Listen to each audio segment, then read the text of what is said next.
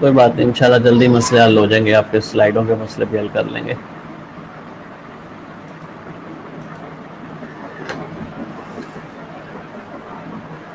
नहीं, आज last lecture नहीं है, हम कल भी एक लेक्चर लेंगे जो हमने मिस किया उस पर। ठीक है, कैपिटल क्यू का जवाब दे दी मैंने।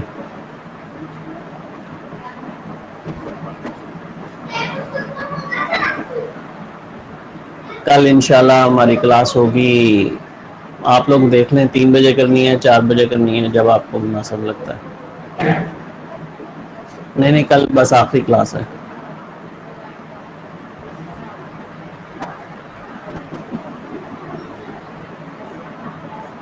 बता दें कल किस टाइम पे आप लोग अवेलेबल होंगे।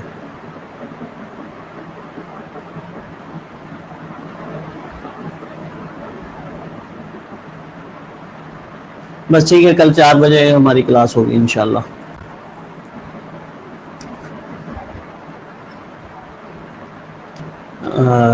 मैं यहाँ पर इस पर लिख भी देता हूँ 4 PM,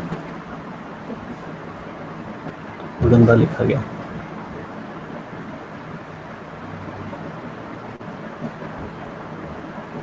ठीक है, मेकअप।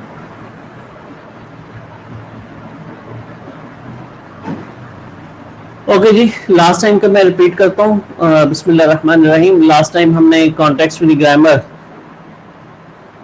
देखी थी, कॉन्टेक्स्ट फ्री ग्रामर। ठीक है, और कॉन्टेक्स्ट फ्री ग्रामर में हमने देखा था कि किस तरह से किसी भी लैंग्वेज के लिए ग्रामर लिखेंगे हम। और लेकिन कल मैंने लास्ट लेक्चर में सारी एग्जांपल रेगुलर लैंग्वेजेस से रिलेटेड ही दी थी।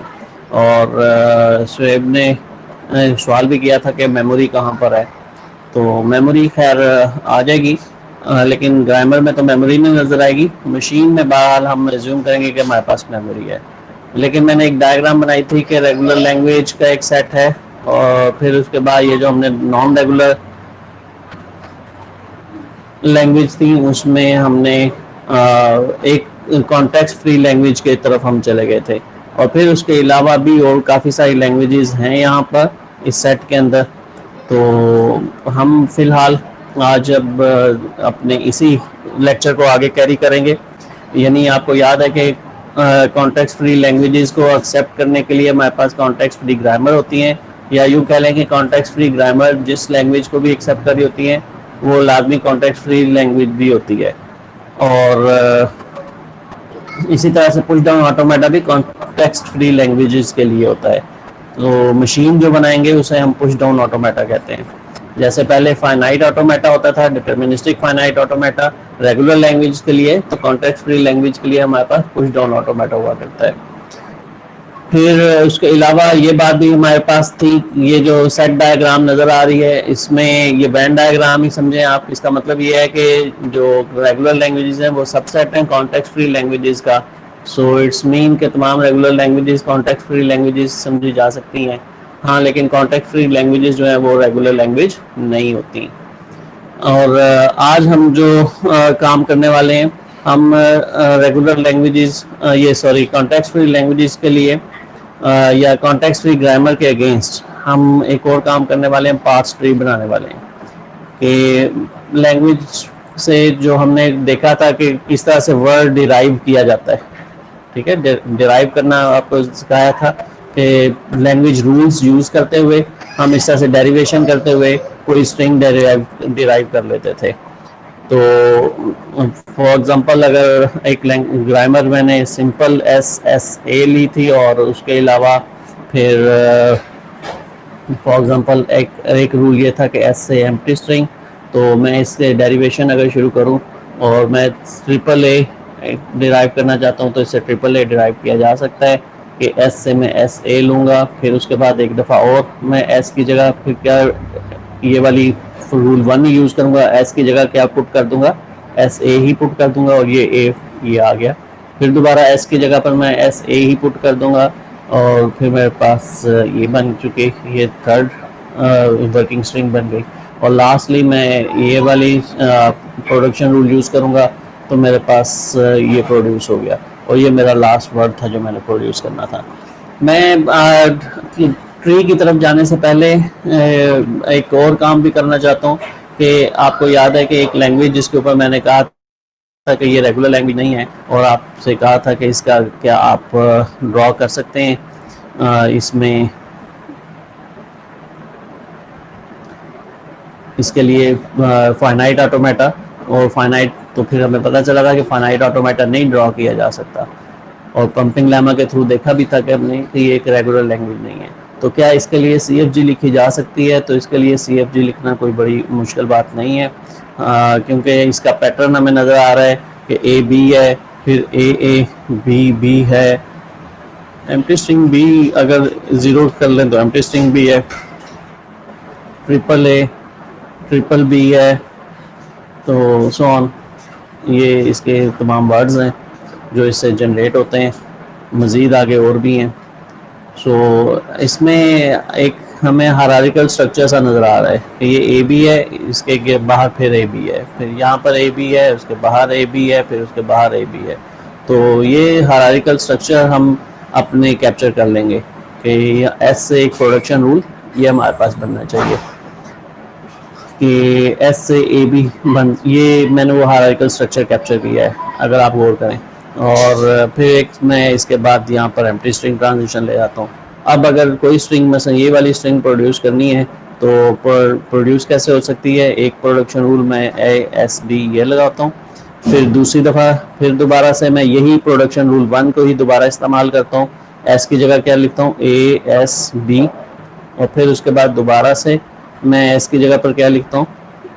इस S की जगह ASB, वही प्रोडक्शन रूल, और ये 2B वो वाले, और फिर उसके बाद मैं इसको एंड करना चाहता हूँ तो ये S की जगह पर मैं एम्प्टी स्ट्रिंग लगा दूंगा, और ये B और इसका मतलब ये मेरे पास B जनरेट हो गया।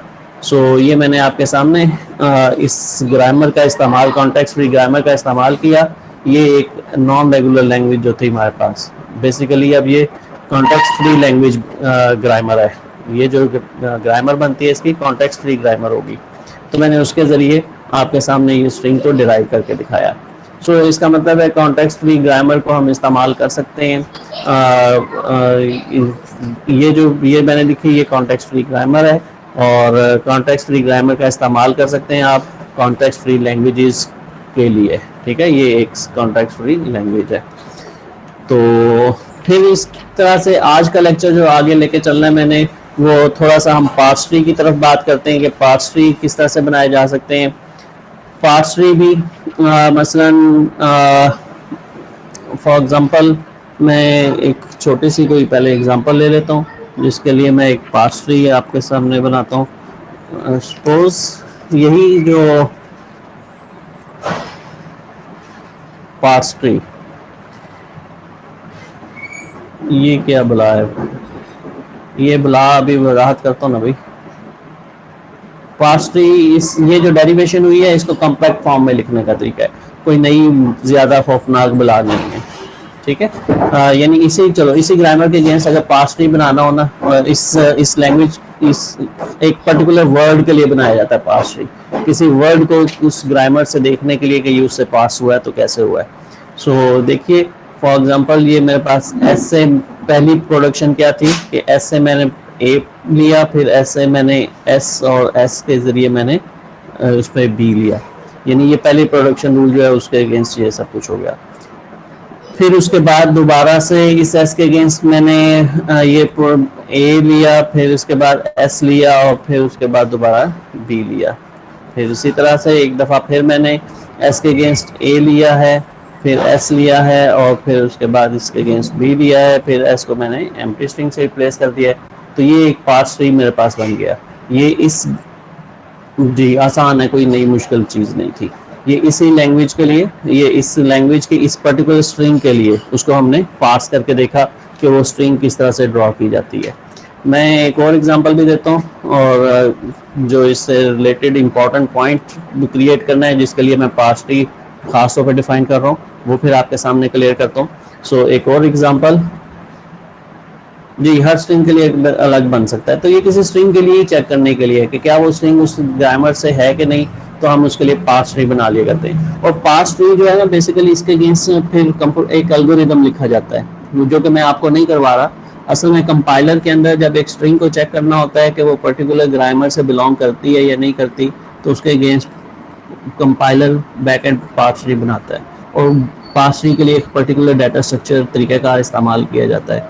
सो ये कंप्यूटेशनल वे बन जाता है इस चीज़ को चेक करने के लिए कि एक पर स्ट्रिंग जो है वो गिवन ग्रामर से बिलोंग करती है कि नहीं। डेरिवेशन तो हम ह्यूमन बीइंग आराम से अपने सामने इस्तेमाल कर रहे हैं, लेकिन पार्स ट्री का एक कंप्यूटेशनल वे है। सो मैं एक और एग्जांपल डिस्कस कर रहा हूँ। फॉर एग्जांपल मेरे पास ग्रामर है कि एस से ए एस बन सकता है, एस से एस ए बन सकता है, एस से ए बन सकता है। सपोज ये मैंने एकदम ग्रामर लिखी है और मैंने लास्ट लेक्चर में बताया था कि इस फॉर्म में जब लिखी जाती है ग्रामर तो इसे क्या कहते हैं, ये ग्रामर की बैकवर्ड्स नॉर्मल फॉर्म है, backwards normal form. Okay, backwards normal form में अगर खैर मैंने लिख दी है। और अब जो इम्पोर्टेंट पॉइंट मैंने करना था वो ये कंपाइलर। बेटा पहले तो कंपाइलर बहुत सारे सारी आपकी लैंग्वेज को जो काम कर रहा है, एक सबसे पहले तो ये चेक करना कि वो स्ट्रिंग क्या कहते हैं, जैसे कि कोई कीवर्ड तो नहीं है, मसलन स्ट्रिंग मैचिंग का काम करना। ये जो पहला फेस जो हमने फाइनाइट ऑटोमेटा कहा था वो भी कंपाइलर का काम होता है। कंपाइलर नेक्स्ट स्टेप में ये काम भी करता है कि जो ग्रामर है, कोई सिंटैक्स लिखा जा रहा है उसको चेक करना कि ये जो ग्रामर के रूल है लैंग्वेज के उसके मुताबिक सही लिखा गया है कि नहीं लिखा गया। कंपाइलर ये काम भी करता है। तो कंपाइलर की जब आप कभी अगर पढ़ेंगे कंपाइलर कंस्ट्रक्शन तो आपको ये पार्स ट्री उसमें खास तौर पर इस्तेमाल होगा। ठीक है, आगे चलते हैं। सो इससे अब मेरे पास स्ट्रिंग अगर मेरे पास है लेट से ये, और मैं चलो अच्छी बात है जी, ये मेरे पास स्ट्रिंग है। अगर मैंने इस ग्रामर से देखना है कि ये किस तरह से इसमें इस ग्रामर से बिलोंग करती है कि नहीं, तो मैं डेरिवेशंस यूज़ करता हूँ। एस से मेरे पास सबसे पहले एस स्टार्टिंग स्ट्रिंग है। अब मैं इस ग्रामर में मसलन मैं यहाँ से ए एस ले लेता हूँ, ए क्योंकि ए था पहला, मैंने ए और एस ले लिया। फिर उसके बाद दूसरे नंबर पर भी ए आ रहा है, मैंने फिर इसके लिए ए लिया और ए लिया और उसके बाद एस ले लिया। फिर उसके बाद दोबारा से मेरे पास ए आ रहा है तो मैंने फिर ए ले लिया और उसके अलावा एस भी प्रोड्यूस किया, और चौथी दफ़ा ए के लिए फिर ए लिया और उसे मैंने एस लिया। सो फाइनली नहीं, ये गलत कर दी मैंने, शायद चौथी दफ़ा के लिए मुझे एस से सिर्फ ए करना चाहिए क्योंकि इस 4 लेंथ की स्ट्रिंग है, ये एंड हो गई। तो एक तो ये डेरिवेशन हुई, लेकिन इसी तरह से आप में से कुछ यकीनन इंटेलिजेंट लोगों ने देख लिया होगा कि सिर्फ यही पॉसिबल डेरिवेशन नहीं थी। एक पार्स ट्री एक इस तरह से भी इसका बन सकता था कि मैं एस ले लेता और फिर उसके बाद ए आ जाता, फिर उसके बाद दोबारा से मैं एस ले लेता और उससे दोबारा से ए आ जाता, फिर उसके बाद एस ले लेता और उससे दोबारा से ए भी आ जाता और फिर यहाँ पर ए हो जाता। इस तरह भी ये डिराइव हो सकता था। और नहीं, बल्कि यहाँ पर एक और डेरिवेशन भी हो सकती थी कि यहाँ पर एस हो जाता और फिर ए हो जाता, फिर उसी तरह से यहाँ पर ए हो जाता और इधर एस हो जाता, फिर इसी तरह से यहाँ पर एस हो जाता और ए हो जाता और फाइनली ए हो जाता। ये भी अगर हम देखेंगे पहला लेटर ये इसमें कहलाएगा, फिर उसके बाद दूसरा, फिर ये तीसरा और ये फिर चौथा, ये हमारे पास जनरेट हुए। और इसी तरह और भी बन सकती हैं। ठीक है, सो इसका मतलब यहाँ पर एक से ज़्यादा डिफरेंट ट्रीज हमारे पास पॉसिबल, इस ग्रामर के साथ डिफरेंट ट्रीज पॉसिबल हैं। बात इतनी सी है कि अब आपको थोड़ा सा इस तरह ये जो मैंने एग्जांपल दी है इसमें एक इम्पॉर्टेंट पॉइंट जो क्लियर करना था वो ये कि बेसिकली ये लैंग्वेज क्या है इसकी कि all possible strings of A, empty नहीं है उसमें शामिल, लेकिन ये बाकी तमाम पॉसिबल स्ट्रिंग्स हैं ए की। तो ये लैंग्वेज एम्बिगुअस नहीं है, ठीक है, लेकिन ये ग्रामर जो इसके लिए लिखी गई है ये एक एम्बिगुअस ग्रामर बनेगी। क्यों एम्बिगुअस ग्रामर है? क्योंकि इस डेरिवेशन के लिए मेरे पास एक से ज़ायद पार्स ट्री मौजूद है। तो याद रखिए पार्ट्स ट्री अगर एक से ज्यादा आपके पास बन रहे हैं तो लैंग्वेज क्या कहलाएगी आपके पास, एम्बिगुअस कहलाएगी, तो उसके लिए आपके पास एक से ज्यादा पार्ट्स ट्री मौजूद है। और मैं इस बात को फर्दर क्लियर करता हूँ एक और पॉइंट रेज करके कि फॉर एग्जांपल मेरे पास एक ग्रामर है, लेट्स से एस से ए बी और फिर ए से ए कैपिटल बी करता हूँ, ए से ए और बी से लेट्स से बी। और इसका अगर मैं ट्री बनाना चाहूँ तो मेरे पास अब मेरे पास ये है कि ए और यहाँ पर क्या है मेरे पास बी। अब इस आइट्रेशन में मैं ए को रिप्लेस कर लेता हूँ ए से और बी को रिप्लेस कर देता हूँ फिर उसके बाद आइट्रेशन में बी से। और अगर मैं यानी इसकी अगर मैं प्रोडक्शन रूल लिखूं तो प्रोडक्शन रूल इसका मैंने किया है एस से ए बी, फिर उसके बाद ए को मैंने ए से रिप्लेस किया, बी उसी तरह से है, फिर उसके बाद मैंने बी को रिप्लेस कर दिया। और यही यही मैं एक दफ़ा फिर दोबारा से करूं। अब मैं ए और बी यहाँ पर लिखा हूँ और फिर उसके बाद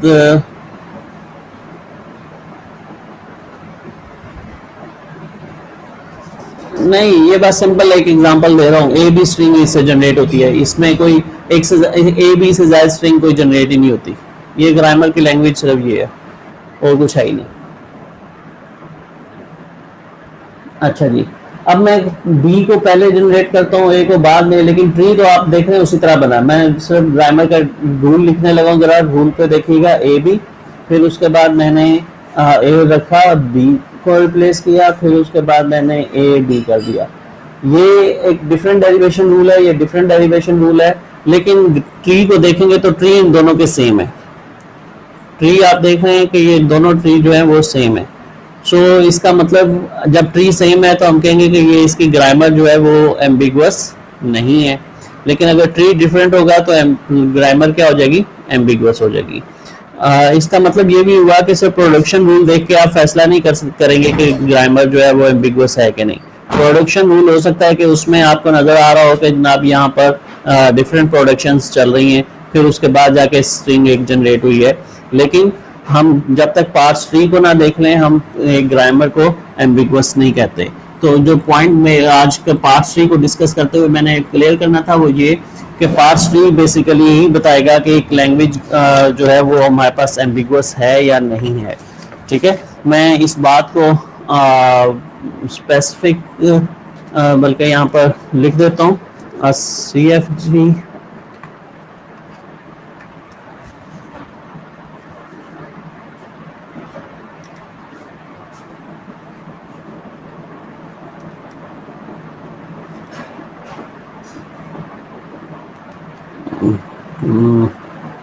चल मैं पेन से ही लिखता हूँ जी। So CFG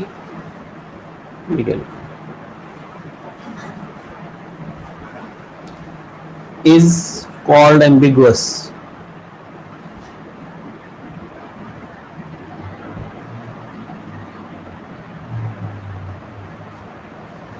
if for at least किसी एक वर्ड के लिए, if for at least one word, किसी एक वर्ड के लिए भी in the language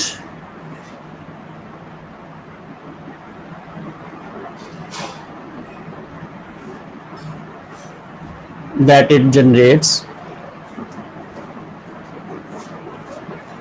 ठीक है, उस CFG की कोई जो लैंग्वेज जो वो जनरेट करता है उस लैंग्वेज में से किसी एक वर्ड के लिए भी if there are two possible derivations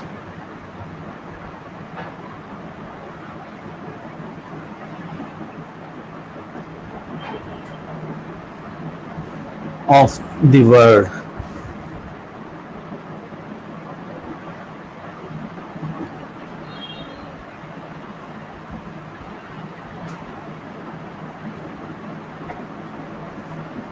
that corresponds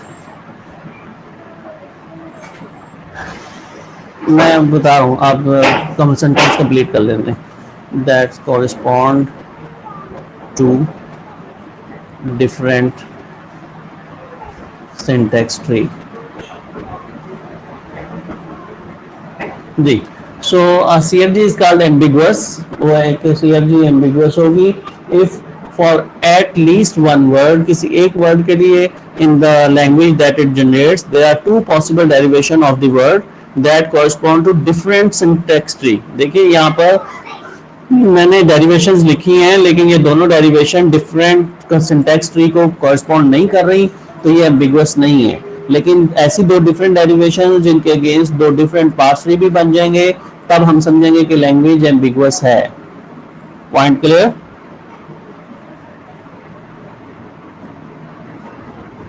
ji, so very precisely कि किसी एक वर्ड के लिए, किसी एक भी वर्ड के लिए जो कि वो जनरेट होता उस लैंग्वेज में से हो जो CFG जनरेट करती है, उसकी दो डेरिवेशंस अगर किसी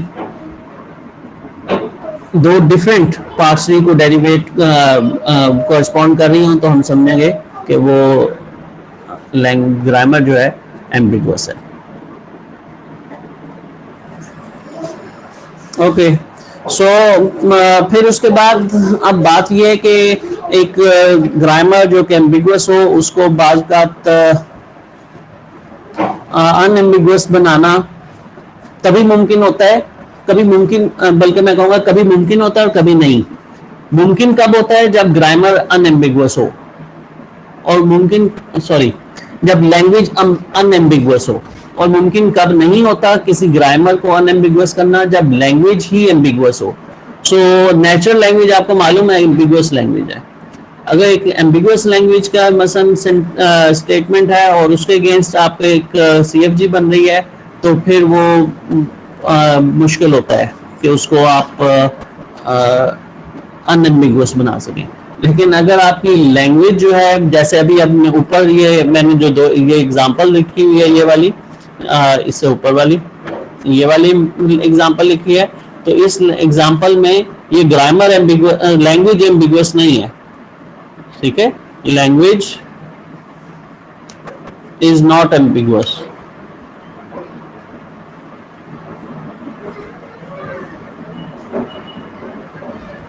लैंग्वेज इज नॉट एम्बिगुअस। हाँ, लेकिन इसकी ये जो ग्रामर है ये CFG एम्बिगुअस है। कंफ्यूजिंग नहीं है, लैंग्वेज एम्बिगुअस नहीं है ये ना, और ग्रामर एम्बिगुअस है।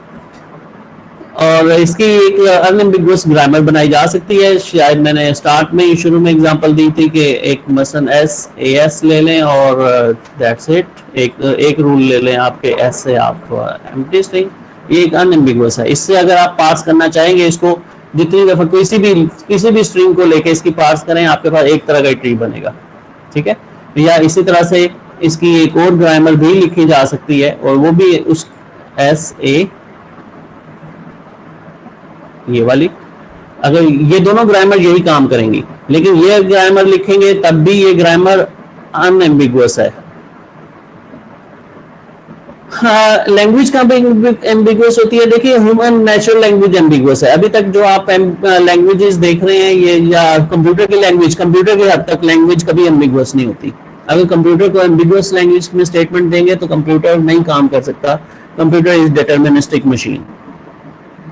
सो कंप्यूटर की ये लिमिटेशन है कि कंप्यूटर जो है वो अनएम्बिगुअस लैंग्वेजेस के ऊपर, अनएम्बिगुअस चीज़ों के ऊपर काम करता है। लेकिन ग्रामर तो एक जनरल चीज है, यानी ये लिंग्विस्ट ने इसको वो क्या है, चॉम्स्की, उसने इसके बारे में काम किया, और वो तो इंग्लिश लिटरेचर, इंग्लिश लैंग्वेज के ऊपर काम करने वाला लिंग्विस्ट था। तो बहरहाल उसने ये मैथमेटिकल ग्रामर इस तरह के रूल उसने डिफाइन किए हैं, तो वो नेचुरल लैंग्वेज के ऊपर भी अप्लाई किए जाते हैं, ठीक है? इसी तरह से मैं एक और कॉन्सेप्ट जो साथ अब क्लियर करना चाहता हूँ वो ये है कि एक होता है total language tree. Total language tree, total language tree आसान सी बात है कि किसी एक ग्रामर से जो तमाम पॉसिबल स्ट्रिंग्स जनरेट हो रही होती हैं वो उसमें जनरेट करके देखी जाती हैं। रिपीट करता हूँ कि किसी एक ग्रामर से जो तमाम पॉसिबल स्ट्रिंग्स जनरेट हो रही होती हैं उन्हें जनरेट करके देखा जाता है। फॉर एग्जांपल इससे मेरे पास अगर टोटल लैंग्वेज, ये एक मैंने ग्रामर लिखी है और अगर मैं इसका ट्री देखना चाहूँ तो इसका ट्री मेरे पास शुरू होता है कि एस से मैं थोड़ा सा वाइडर लिखता हूँ। एस से मेरे पास पॉसिबल है कि डबल ए आ जाए, एस से मेरे पास पॉसिबल है बी एक्स आ जाए, एस से मेरे पास पॉसिबल है ए डबल एक्स आ जाए। फिर इससे आगे तो नहीं चलता, लेकिन बी एक्स से आगे क्या पॉसिबिलिटी है, इसमें एक्स को रिप्लेस कर सकते हैं आप दो चीज़ों से। तो इसका मतलब ये हुआ कि बी के बाद या तो ए बी जनरेट कर सकते हैं आप, और या फिर बी के साथ एक्स की जगह पर क्या पुट कर देंगे, बी पुट कर देंगे, डबल बी आपके पास जनरेट हो सकता है। और जहाँ तक इसकी बात है ए डबल एक्स की, तो इसमें फिर आपके पास ए है और ए तो उसी तरह आ गया। अब एक्स के साथ आप वही काम, फिर दो बातें हो सकती हैं, या तो आपके पास ए भी आ सकता है, यानी आप ए बी एक्स जनरेट कर सकते हैं। ठीक है, मैंने इसको सिंपल एक बी से रिप्लेस किया, या फिर इसको मैं ए बी एक्स कर सकता हूँ।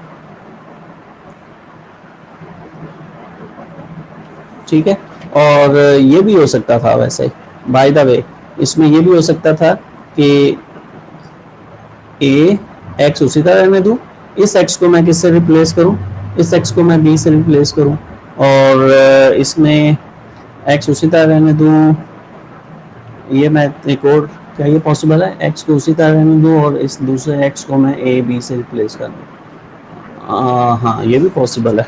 ठीक होगी बात। तो ये 5 पॉसिबिलिटीज आपके सामने आ गई कि आप इस एक्स की जगह पर दो इसके लिए ऑप्शंस थी। अच्छा, ये ए नहीं आता, ये गलत काम किया मैंने, अकेला ए नहीं आना, ए एक्स रहने दूं और ए बी कर दूं। ये 4 पॉसिबल स्ट्रिंग्स हैं। समझ आ गई ये मैंने कैसे जनरेट की। मैं इसको पहले, अगर आपको क्लियर नहीं हुआ तो मैं इसको रिपीट करता हूँ। मसलन सबसे पहले ये जनरेट की, ए उसी तरह रहने दिया, इस एक्स को मैंने बी से रिप्लेस कर दिया, ये एक्स वैसे ही रहने दिया। ठीक है, क्योंकि एक्स जो है वो दो चीज़ों से रिप्लेस हो सकता है। तो अभी इस एक्स को मैंने बी से किया और अब इस एक्स को मैंने ए बी से कर दिया। फिर उसके बाद ये वाला एक्स उसी तरह रहने दें, सेकंड एक्स, थर्ड एक्स, इसको हम थर्ड लेटर जो एक्स है इसको चेंज करते हैं। सो इसको मैंने ए एक्स भी कर दिया और इस एक्स की जगह भी मैंने ए बी लिख दिया। सो इसी तरह से फिर अब ये मेरे पास एक एक्स है और मैं इसमें चाहूँ तो फिर एक दफ़ा बी आ जाएगा, ए बी जनरेट हो जाता है, एक दफ़ा ए बी लगा दूंगा और ए बी जनरेट हो जाएगा। फिर इसी तरह से दो स्ट्रिंग्स इससे जनरेट हो सकती हैं, ए बी जनरेट हो जाएगा और उसके अलावा एक दूसरी स्ट्रिंग ए बी जनरेट हो जाएगी। इसी तरह दो स्ट्रिंग इससे जनरेट हो सकती हैं और दो ही इससे जनरेट हो सकती हैं। और इससे हमें पता ये चला ये एक फाइनाइट लैंग्वेज थी। कई दफ़ा ऐसा भी पॉसिबल है कि फाइनाइट लैंग्वेज ना हो, और आपको पता है लैंग्वेज फाइनाइट होना ज़रूरी नहीं होती है। सो इसमें तो जो पॉसिबल स्ट्रिंग्स थी वो सारी पॉसिबल स्ट्रिंग्स बना के देख ली हमने, लेकिन कई दफ़ा पॉसिबल होता है कि तमाम स्ट्रिंग्स नहीं देखी जाती, लैंग्वेज जो है वो आगे तक चलती रहती है, ये गो के नहीं चल रही आगे, तो उसमें बहरहाल हमें अंदाज़ा हो जाता है कि ट्री में बन क्या रहा है। सो ये टोटल, इसको हम क्या बोलते हैं, टोटल लैंग्वेज ट्री, कि जिसके ज़रिए हम तमाम जो पॉसिबल स्ट्रिंग्स होती हैं या काफ़ी सारी स्ट्रिंग्स जो है वो जनरेट करके देख सकते हैं कि उस लैंग्वेज से क्या स्ट्रिंग जनरेट हो रही हैं। क्लियर हो गई ये बात भी?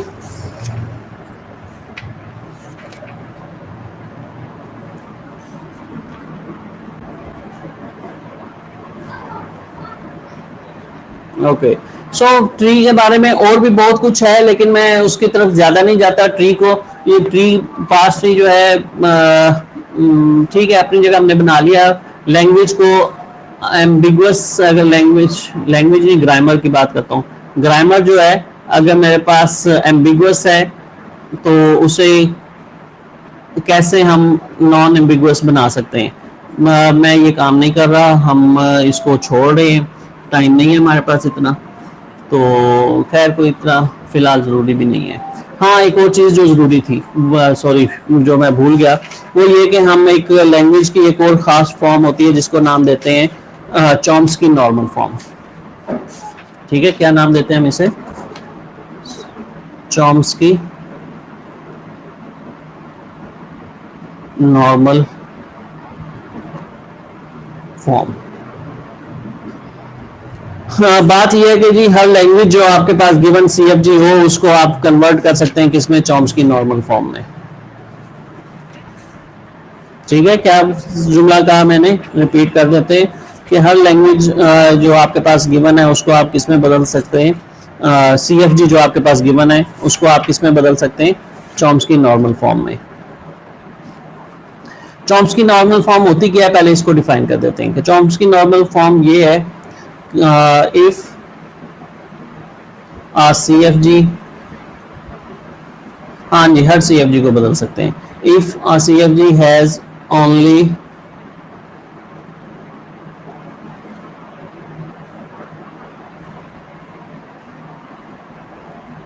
Productions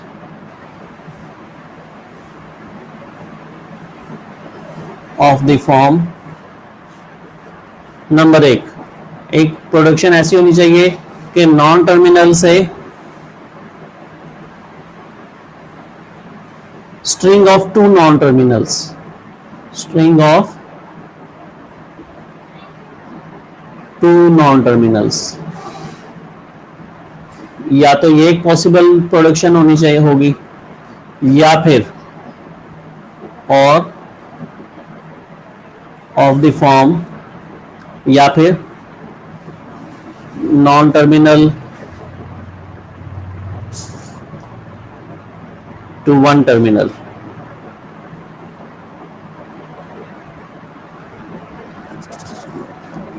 It is said to be in CNF, Chomsky normal form, CNF।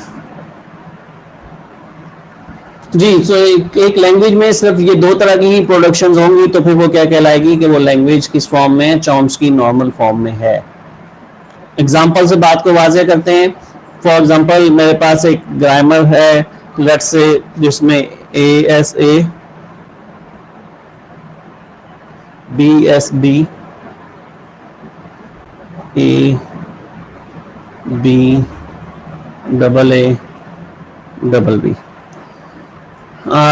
By the way ये आपने देखना है या आप नहीं देखे, मैं बता देता हूँ। ये लैंग्वेज जो है पैलिंड्रोम लैंग्वेज जनरेट हो रही है। पैलिंड्रोम आपको याद है, शुरू के लेक्चर में मैंने कभी जब लैंग्वेजेस को स्टार्ट किया था तो पैलिंड्रोम की बात की थी। और पैलिंड्रोम भी जो है ये कॉन्टेक्स्ट फ्री लैंग्वेज है, ये रेगुलर लैंग्वेज नहीं है। पैलिंड्रोम के अगेंस्ट आप जनरेट नहीं कर सकते फाइनाइट ऑटोमेटा, लेकिन पैलिंड्रोम के अगेंस्ट आप क्या कर सकते हैं? आप CFG लिख सकते हैं, और ये मैंने CFG लिख भी दिया पैलिंड्रोम की। और आप इसे चाहें तो कोई भी पैलिंड्रोम स्ट्रिंग जो ओवर अल्फाबेट A भी है आप जनरेट करके इससे देख भी सकते हैं।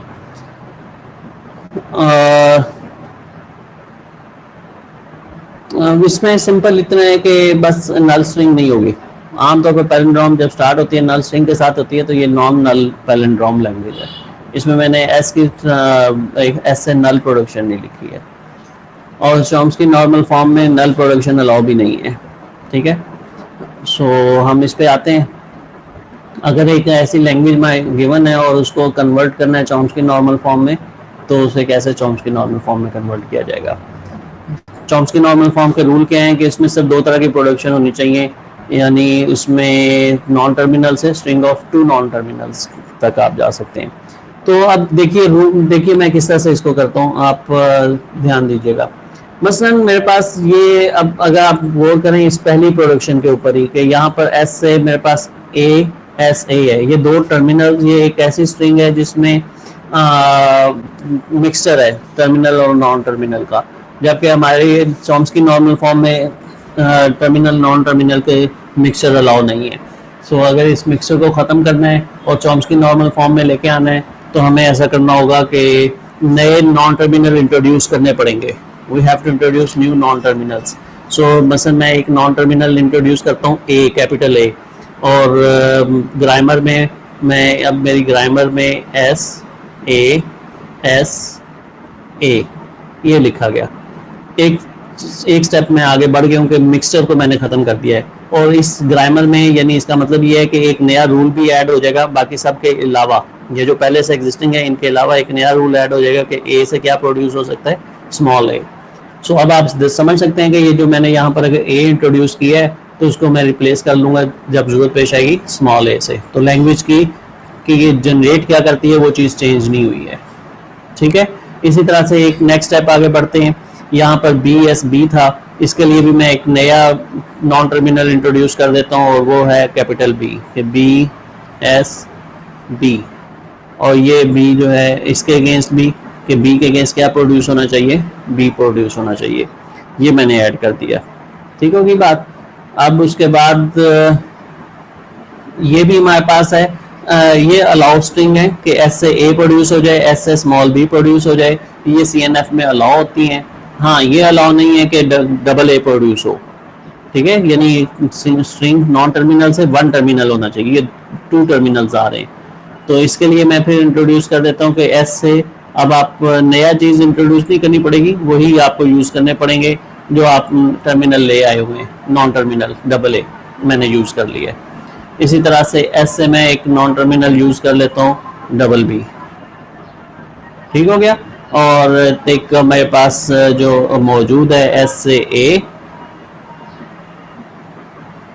और एस से बी. जो इस बात की समझ नहीं आई, देखो ये बात इस लैंग्वेज में लिखी हुई है, इसमें लिखा हुआ है कि यानी सी एन एफ के लिए हमने डेफिनेशन में ये चीज़ तय की है कि नॉन टर्मिनल से प्रोडक्शन रूल ऐसा होना चाहिए कि स्ट्रिंग ऑफ नॉन टर्मिनल्स हो. वैसे तो मैंने टू नॉन टर्मिनल्स लिखा है, अभी ये वाली कंडीशन पूरी नहीं हुई, लेकिन कम से कम पहले ग्रामर को समझ लें कि सी एन एफ फॉर्म चाहती क्या है कि string of two non terminals हो और स्ट्रिंग ऑफ वन टर्मिनल हो. ठीक है, यानी एक नॉन टर्मिनल से ये प्रोडक्शन होनी चाहिए.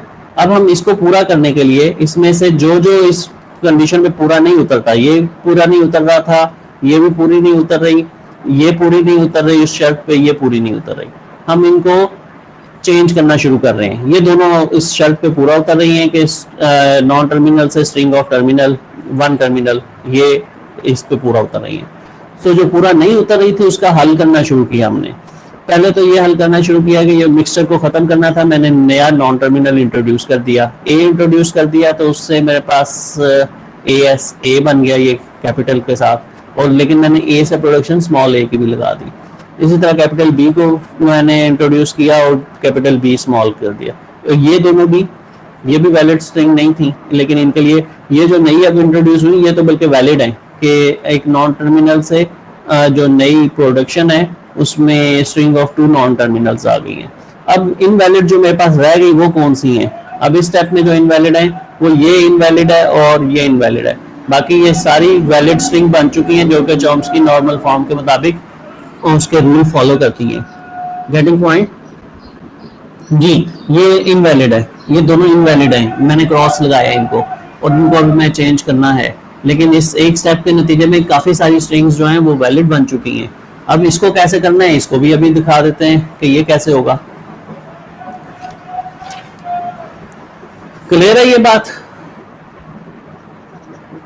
तो इसके बाद आसान है. अब फिर ये मैं क्रॉस को खत्म कर दूंगा इसके अगेंस्ट. अब इस मैं नए स्टेप में एक दफा फिर जो इसमें काम चेंज करने लगा हूँ, वो चेंज ये है कि मैं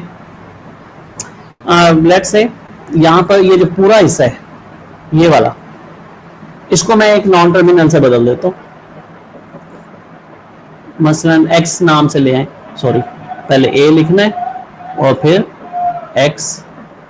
क्लियर हो गया. और x के साथ मैंने, अब x क्या है, x की मीनिंग ये इसने खुद ही डिफाइन कर दी है. x जो है वो ऐसे है. देखिए ये दोनों, अब ये भी एक वैलिड स्ट्रिंग बन गई, वैलिड प्रोडक्शन रूल बन गया चॉम्स्की नॉर्मल फॉर्म का. और ये भी सिमिलरली कैसे, क्योंकि उसकी डेफिनेशन में ये है कि नॉन टर्मिनल से एक ये प्रोडक्शन रूल क्या होना चाहिए कि string of two non terminal, देख लो string of two non terminal है, और इन दो नॉन टर्मिनल्स में से अब ये जो x है इसको जब कभी रिप्लेस किया जाएगा प्रोडक्शन करते हुए तो वो भी string of two non terminals है, उससे रिप्लेस हो जाएंगी। ग्रामर इस वक्त CNF फॉर्म में जा रही है। दोबारा इसको देखिए, इस पॉइंट को, इसको मैं चेंज करने लगा हूं इन दोनों हिस्सों को कि S से मैं अब B और उसके साथ मैं फॉर एग्जाम्पल y कह देता हूं, और इसी तरह से y क्या होगा, मेरे पास y की डेफिनेशन आ गई है कि S से B। बाकी सारी ग्रामर उसी तरह से लिख दूंगा मैं, बाकी सारी अब उसी तरह से S से डबल A, उसी तरह से ये भी एक राइट फॉर्म में थी, S से डबल B ये भी राइट फॉर्म में है, S से A जो है ये भी राइट फॉर्म में है, S से B जो है ये भी राइट फॉर्म में है। सो देखिए कि ये सारी इस वक्त जो मैंने चॉम्स्की नॉर्मल फॉर्म की डेफिनेशन लिखी थी उसके रूल्स के ऊपर पूरी उतर रही हैं।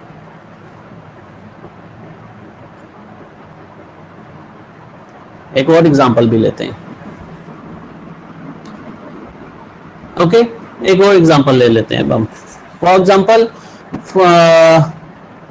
मेरे पास लेट से स्ट्रिंग ग्रामर है, ये मैं एक और एग्जांपल लिख रहा हूँ।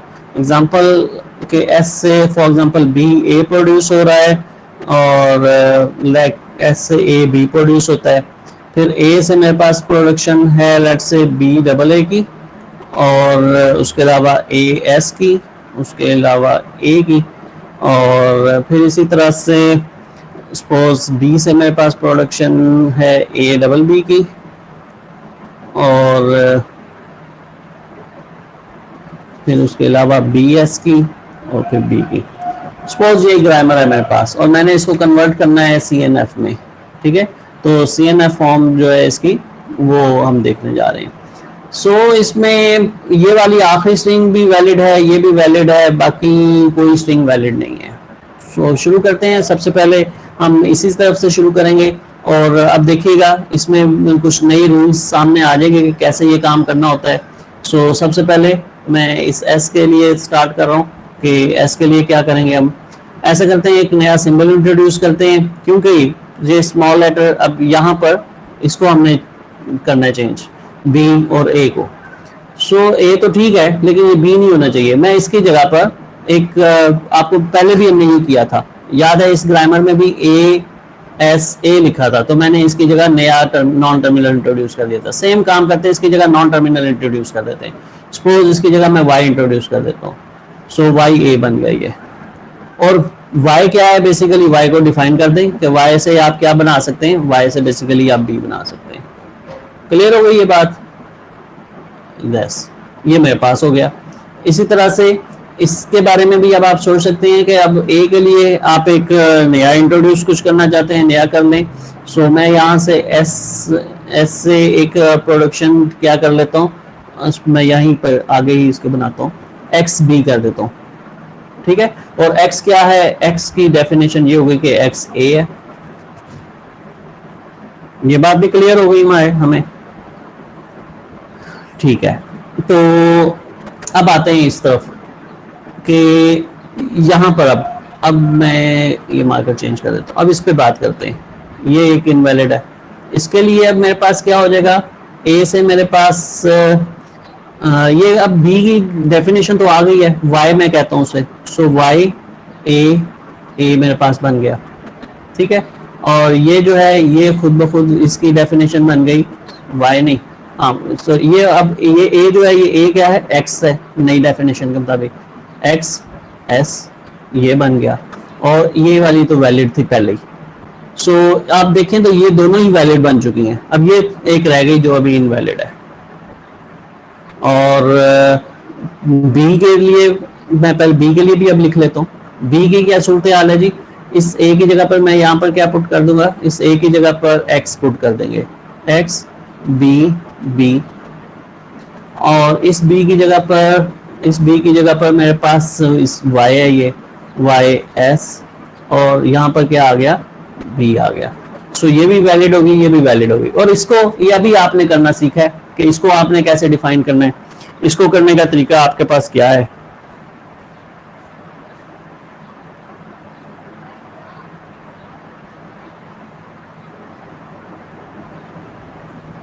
हाँ जी,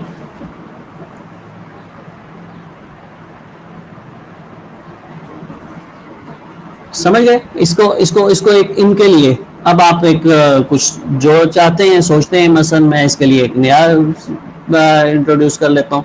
यानी मेरे पास आप यहीं पर मैं लिख दूँ, फॉर एग्जांपल मेरे पास ये मैं बना दिया, सी कह रही है, कैपिटल सी कह लें, चले ये सी कह दिया मैंने, और सी की डेफिनेशन भी ऐड कर दें कि सी क्या है, डबल ए। ठीक हो गया। सो इसी तरह से डबल बी के लिए भी अब आपके पास है कि ये मैं यहाँ से रेज कर रहा हूँ, डबल बी की जगह पे आप डी चलें डाल लें, और डी की डेफिनेशन आपके पास क्या है, डबल बी। और अब आप अगर देखेंगे तो आपके ये भी वैलिड है, ये भी वैलिड, ये भी वैलिड, ये भी वैलिड, ये भी वैलिड, ये भी वैलिड, ये हर context free grammar can be context free, या CFG जो है can be converted to CNF, उसे चॉम्स्की नॉर्मल फॉर्म में बदल लेते हैं। चॉम्स्की नॉर्मल फॉर्म में बदलने से क्या मजा मिलता है हमें? इसका मजा ये है कि आपके बहुत सारे एल्गोरिदम्स जो हैं वो Chomsky normal form simplified form है, और एक इस बहुत सारे एल्गोरिदम जो इससे रिलेटेड है, पार्सिंग रूल्स, पार्सिंग से रिलेटेड, वो CNF के ऊपर डिफाइन हुए हैं। यानी वो चॉम्स्की ने उसके ऊपर काम किया, बहुत सारे एल्गोरिदम लिखे हैं। ये लैंग्वेज को चॉम्स्की नॉर्मल फॉर्म में बदलना है, ये हमें काफ़ी फिर हेल्पफुल रहता है। अब ये मैंने एक पॉइंट में क्लियर करता चलूँ, आसान है ना, होता जाएगा, ये कोई मुश्किल नहीं है, इसलिए मज़ा यूं भी आ रहा है। और अच्छा, मैं जो पॉइंट क्लियर करना चाह रहा हूँ एक और, वो ये कि देखिए मैंने जो एग्जांपल्स दिए ना, इसमें एम्प्टी स्ट्रिंग ट्रांजिशन नहीं थी, कोई भी ट्रांजिशन नॉन टर्मिनल से एम्प्टी स्ट्रिंग की तरफ नहीं आ रही थी। तो ये वो तमाम ग्रामर जिनमें एम्प्टी स्ट्रिंग ट्रांजिशन ना हो, उसको फिर हम बदलते हैं चॉम्स्की नॉर्मल फॉर्म में। लेकिन ग्रामर में से किसी भी ग्रामर में से एम्प्टी स्ट्रिंग ट्रांजिशन खत्म करने के तरीके भी मौजूद हैं कि किसी भी ग्रामर में से एम्प्टी स्ट्रिंग ट्रांजिशन कैसे खत्म करने हैं। क्लियर हो गई ये बात? सो मैं अभी वो तो नहीं करवा रहा, और मैं फिर यही कहूंगा कि ठीक है, अभी जितना हमने सीख लिया उसे याद रखें। सो किसी भी ग्रामर में से कैसे रिमूव करना है हमने एम्प्टी स्ट्रिंग ट्रांजिशन, इसको छोड़ते हैं। लेट्स से एक ग्रामर गिवन है जिस और लिखी जा सकती है, कोई भी ग्रामर लिखी जा सकती है जिसमें एम्प्टी स्ट्रिंग ट्रांजिशन ना हो, ठीक है, रियल चांस होता है कि कन्वर्जन ना हो सके।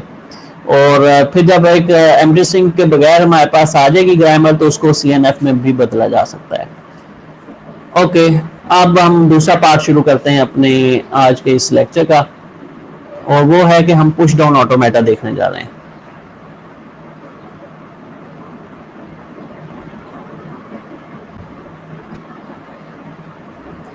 Push down automata,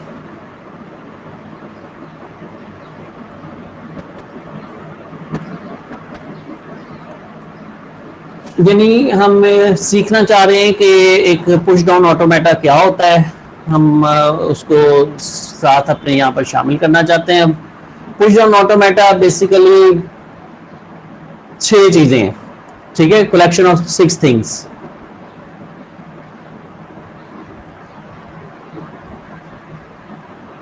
collection of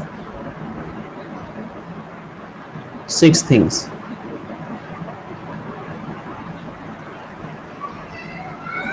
और क्या क्या है उसमें? नंबर 1, उसमें मेरे पास एक सेट क्यूब है, फिर एक सिग्मा है, आउटपुट लेटर भी है इसमें ट्रांजिशन भी है, इसमें इनिशियल स्टेट भी है, और इसमें फाइनल स्टेट भी है। ये मैंने सारे यहाँ पर एक दफ़ा लिख दिए। सो क्यूब इसमें क्या है? Finite set of states, finite set of states. Sigma क्या है? Input alphabet, input alphabet. और इसके अलावा क्या था? ये गामा, गामा से किसको रिप्रेजेंट कर रहे हैं हम? Stack alphabet. ये देखिए, ये अब नई चीज आ गई है आपके पास, आउटपुट अल्फाबेट नहीं हम कह रहे हैं, हम कह रहे हैं स्टैक अल्फाबेट। और याद है आपको कि इसमें मेमोरी होती है, तो हमने इसलिए स्टैक अल्फाबेट का लफ्ज यूज किया है। क्यू नॉट जो है वो उसी तरह से इनिशियल स्टेट है।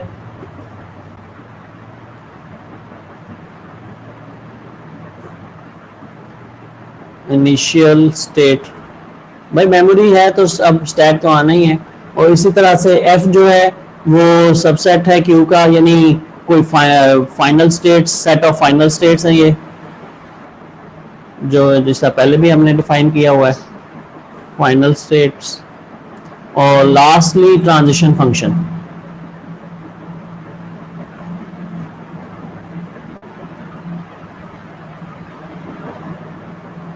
ठीक है जी, लास्टली ट्रांजिशन फंक्शन है। और ये ट्रांजिशन फंक्शन में क्या कुछ है, ये मैथमेटिकली अगर कहना चाहूँ तो मैं इसको एक दफ़ा कह देता हूँ ताकि चीज़ सामने भी रहेगी कि जनाब इसमें इनपुट आप किसी एक स्टेट के ऊपर इनपुट अल्फ़ाबेट लेना है और उसके अलावा ये आप इनपुट अल्फ़ाबेट के अलावा एम्प्टी स्ट्रिंग भी कंज्यूम कर सकते हैं। ठीक है, आप लेके फिर उसके अलावा आपने ये बताना है कि स्टैक का क्या ऑपरेशन करना है। आपने स्टैक के ऊपर हो सकता है कोई ऑपरेशन ना करें, स्टैक के ऊपर कोई ऑपरेशन नहीं करना तो भी एम्प्टी स्ट्रिंग कह सकते हैं। और फिर उसके बाद आपने बताना है कि अब आप किस जगह पर नया चले जाएंगे, यानी आपके पास अगली कौन सी स्टेट है, और जो जिस स्टेट पे भी आपने जाना है वहां पर जाते हुए आपने कुछ स्टैक में पुश करना है तो वो भी आप बता सकते हैं। यानी यहाँ पर भी आप स्टैक सिंबल्स में से कुछ यूज कर सकते हैं। तो और एम्प्टी स्ट्रिंग भी हो सकता है, कोई भी ना हो, ये आपके पास है। हाँ, मैं थोड़ी सी यहीं पर इसकी वजाहत भी करता चलूँ कि इसमें हो क्या रहा है, कहा क्या है हमने। इसमें हम ये कह रहे हैं कि आपकी इनपुट स्टेट है, उसके ऊपर ये जो मैंने लिखे हैं ये स्टैक सिंबल। स्टैक में दो तरह के होते हैं, या पॉप का काम होता है या फिर स्टैक में कौन से दो काम होते हैं, या फिर पॉप होता है और या फिर पुश होता है। ठीक है, तो अगर तो पॉप का है, ये जो यहाँ पर हम लिखेंगे ये हम पॉप का ऑपरेशन तय करेंगे कि भाई इस स्टेट पे रहते हुए ये सिंबल इनपुट आया है तो ये पॉप कर लिया जाए। पॉप इज इक्वल टू या रीड कर लिया जाए। ठीक है, पॉप करना या रीड करना एक ही मानों में होगा। मेमोरी से रीड, अगर मेमोरी की टर्म्स में बात करेंगे तो रीड कर लिया जाए। और इसी तरह से किसी नई स्टेट पे जाते हुए हम ये हो सकता है कि हम कहें कि जनाब ये फलां सिंबल जो है ये पुश कर दिया जाए, या फिर मेमोरी टर्म्स में बोलेंगे तो क्या कर दिया जाए, राइट कर लिया जाए। तो ये इक्विवेलेंट टर्म्स हैं कि पॉप किया जाए या रीड किया जाए, पुश किया जाए या राइट किया जाए। अब प्रैक्टिकली एक एग्जांपल्स की तरफ आते हैं ताकि हमें कुछ अंदाजा हो कि हम क्या बात कर रहे हैं। फॉर एग्जांपल मसलन सेकंड लास्ट तो ये सेट ऑफ फाइनल स्टेट्स हैं, और ये जो मैंने दूसरा बताया है ट्रांजिशन फंक्शन, और ट्रांजिशन फंक्शन को मैंने अभी इस तरह से लिखा है, लेकिन मैं एक एग्जांपल देता हूँ, मजीद वाज़ेह हो जाएगा ये। फॉर एग्जांपल एक एग्जांपल देने के लिए मैं सिंपल मशीन बना रहा हूँ कि क्यू नॉट पे मसलन हम मौजूद हैं और ये मेरी स्टार्टिंग स्टेट है। मैं यहाँ से कहता हूँ कि मूव करना है हम किसी दूसरी स्टेट के ऊपर जिसको लेट्स से Q1 कह रहा हूँ, और मैं कहता हूँ यहाँ पर कि इधर मूव करते हुए हमने इनपुट भी मेरे पास कुछ भी नहीं है, एम्प्टी स्ट्रिंग मैंने कह दिया, और एम्प्टी स्ट्रिंग चलो इस तरह से कह देता हूँ, एम्प्टी या उसी तरह कहता हूँ एप्सिलॉन। एम्प्टी स्ट्रिंग मैंने यानी रीड भी कुछ नहीं किया, मैंने पॉप भी कुछ नहीं किया। ठीक है, और मैंने पुश डॉलर साइन, ये स्लैश लगा के मैं अक्सर लिखा करूंगा ये पुश के लिए कि मैंने डॉलर साइन पुश कर दिया। स्टैक में शुरू में हम कुछ ना कुछ पुश कर दिया करेंगे, यानी कुछ भी रीड किए बगैर, कुछ भी स्ट्रिंग कंज्यूम किए बगैर हम स्टैक में डॉलर साइन पुश कर लिया करेंगे। क्यों कर लिया करेंगे? क्योंकि जब स्टैक एम्प्टी हो तो हमें पता लग जाएगा, डॉलर साइन आने पे हमें पता लग जाएगा स्टैक एम्प्टी है, बस इसलिए। सो ये एक ऐसे एक सिंबॉलिक हम एक लेटर जो है ना डॉलर साइन उसमें डाल दिया करेंगे। ओके, फिर उसके बाद मैं अगली एक ट्रांजिशन लिख रहा हूँ यहाँ पर, लेट्स स्टेट पे आके मैं कहता हूँ इनपुट में 0 आए तो कुछ भी पॉप करने की जरूरत नहीं, स्टैक से कुछ पॉप नहीं करना। हाँ, स्टैक पे पुश कर देना है एक्स को।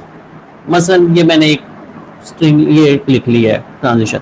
मैं सिर्फ ट्रांजिशन समझाना चाह रहा हूँ, क्यों ये लिखा है इसको नहीं मैं बताना चाह रहा। मैं बताना चाह रहा हूँ कि ट्रांजिशन ये जो लिखी हुई है ट्रांजिशन, ये बेसिकली क्या चीज़ है। ये बता रही है कि इस एक स्टेट से अगली स्टेट पे जाते हुए मैं क्या इनपुट, अब मैं ये जो लिख रहा हूँ इसमें मैं इसके हिस्से अलग अलग कर देता हूँ। ये मैं बता रहा हूँ पहली चीज क्या होती है, इनपुट स्ट्रिंग, ये कोई अल्फाबेट होगा इस सिग्मा में से, जैसे ये मैंने लिखा ना कि सिग्मा में से होगा, ये है, ठीक है, कि इनपुट में कुछ आया है, इनपुट लेटर कोई इनपुट सिंबल, ये कोई इनपुट सिंबल है। फिर उसके बाद ये जो दूसरे नंबर पे मैंने यहाँ पर लिखा है, ये जिसको मैंने कहा था पॉप करना है या रीड करना है, ये आ रहा है मेरे पास कि भाई इसमें पॉप क्या करना है हमने, ठीक है, या रीड क्या करना है, ये मैं बता रहा हूँ दूसरे नंबर पे। और ये जो तीसरे नंबर पे मैंने यहाँ पर लिखा है, ये जिसको मैंने यहाँ पर कहा है पुश क्या करना है, राइट, यानी राइट का वर्ड मैंने यूज किया है, रीड के अगेंस्ट राइट, पॉप लिखूंगा तो उसके अगेंस्ट पुश कह दूंगा मैं। सो यहाँ पे ये सिंबल्स, रीड सिंबल और ये राइट सिंबल, तो ये तीन हमेशा हर ट्रांजिशन में ये तीन इसी तरह से होंगे। एक इनपुट सिंबल है मेरे पास, ये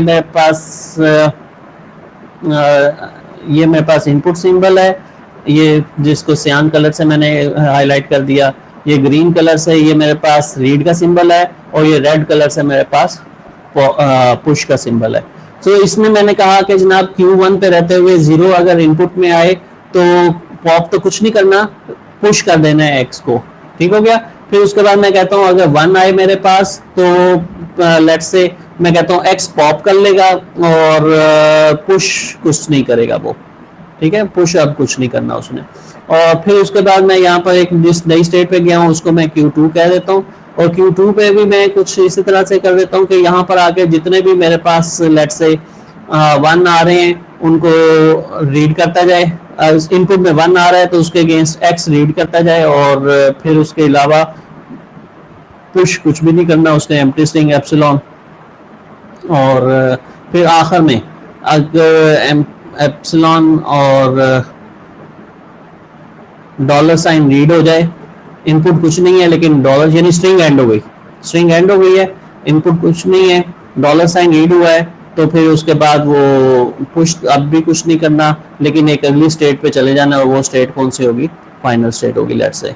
सो ये मैंने इस सारे ऑटोमेटा में आपको ये समझाना चाहा है कि ये ट्रांजिशन बेसिकली क्या बन रही है। सो ये ट्रांजिशन अगर आप नोट करें तो मसलन मैंने Q0 पे एम्प्टी स्ट्रिंग जो है उसे रीड किया, एम्प्टी स्ट्रिंग रीड का मतलब इनपुट एम्प्टी स्ट्रिंग ली मैंने, पॉप जो है वो मैंने एम्प्टी स्ट्रिंग की, और मैं Q1 पे चला गया, और Q1 पे जाके मैंने वहां पर क्या किया है, डॉलर साइन जो है वो पुश कर दिया। सो ये जो सारा यहाँ पर ऊपर लिखा हुआ था, ये सारा लिखा हुआ था, इसको अगेंस्ट एक ट्रांजिशन ये बनी। इसी तरह एक और ट्रांजिशन जो अगली बनी Q0 पे रहते हुए एक और ट्रांजिशन हो सकती है, इसी तरह से अगली ट्रांजिशन जो ये अगर आ रही हैं वो सारी लिखी जा सकती हैं। सो ये मेरे पास एक पुश डाउन ऑटोमेटा की एग्जांपल आपके सामने मैंने रखी।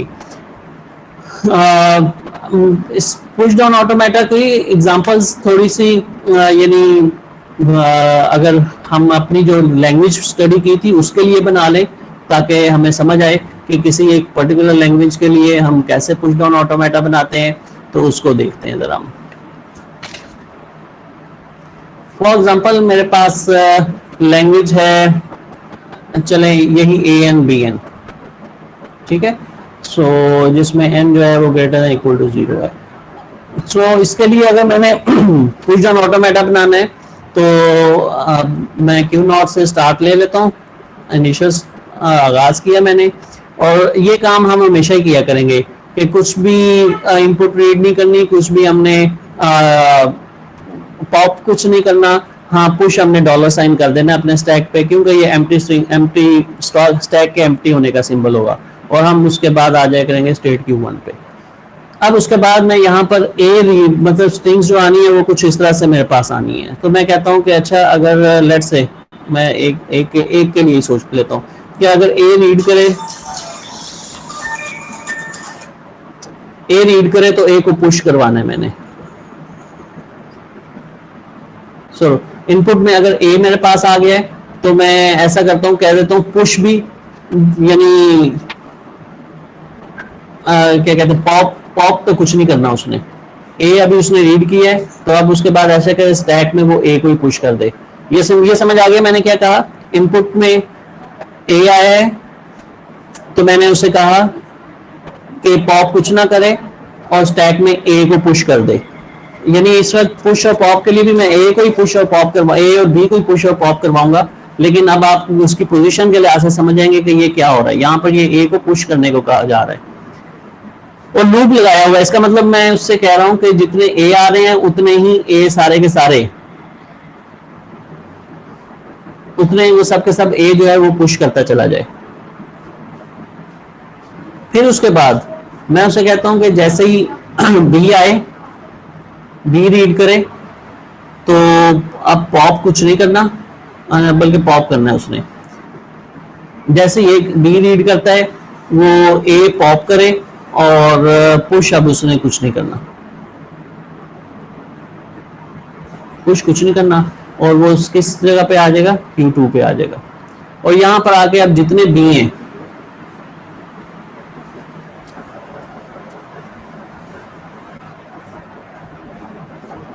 वो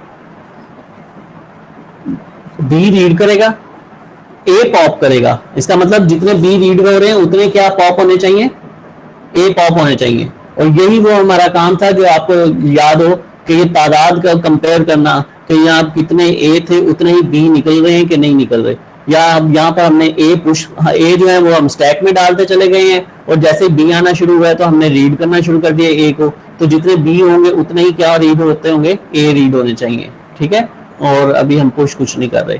और एट दी एंड जब स्ट्रिंग हमारी एंड हो जाए बिल्कुल, यानी अब एम्प्टी स्ट्रिंग रीड हुई है, एम्प्टी स्ट्रिंग रीड होने पर पॉप क्या होना चाहिए, डॉलर साइन।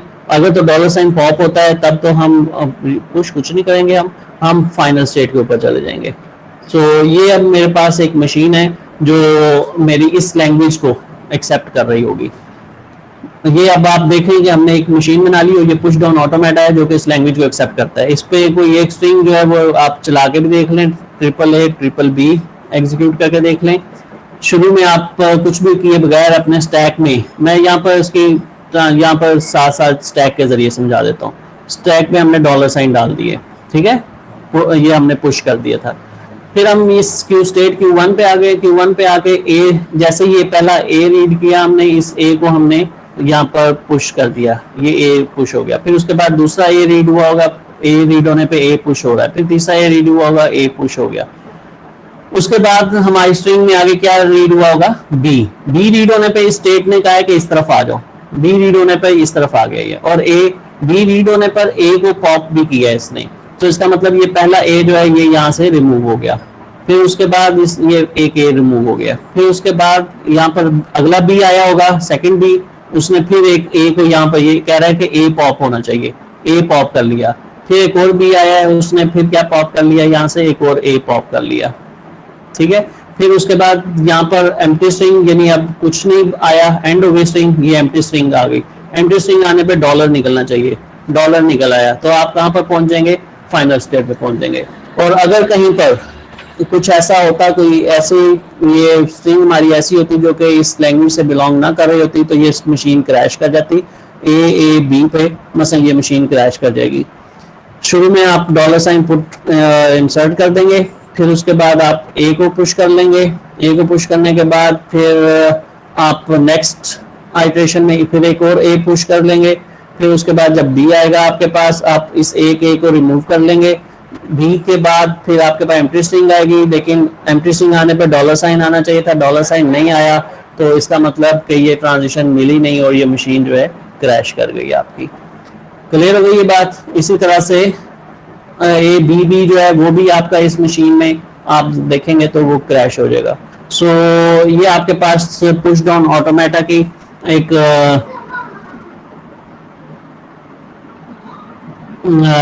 एग्जांपल थी।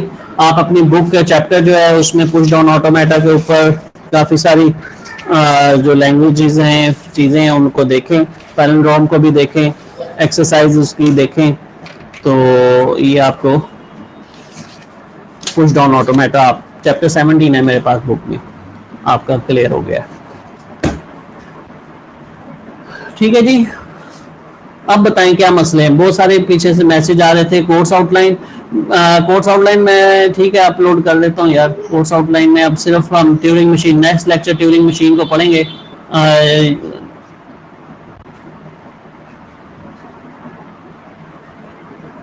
टाइम नहीं सही, टाइम क्या करना है?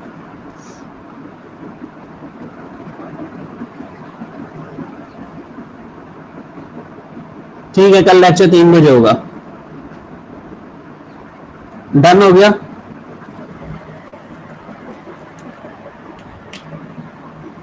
ओके। अच्छा, आज आज का एक आखिरी पॉइंट और बता दूं मैं। कल जो था, कल नहीं, लास्ट टाइम जब हमने फाइनाइट ऑटोमेटा पढ़ा था तो हमने देखा था कि नॉन डिटर्मिनिस्टिक फाइनाइट ऑटोमेटा भी वही लैंग्वेज एक्सेप्ट करता था जो कि फाइनाइट ऑटोमेटा कर रहा था, यानी NFA was equal to DFA. ऐसा ही है।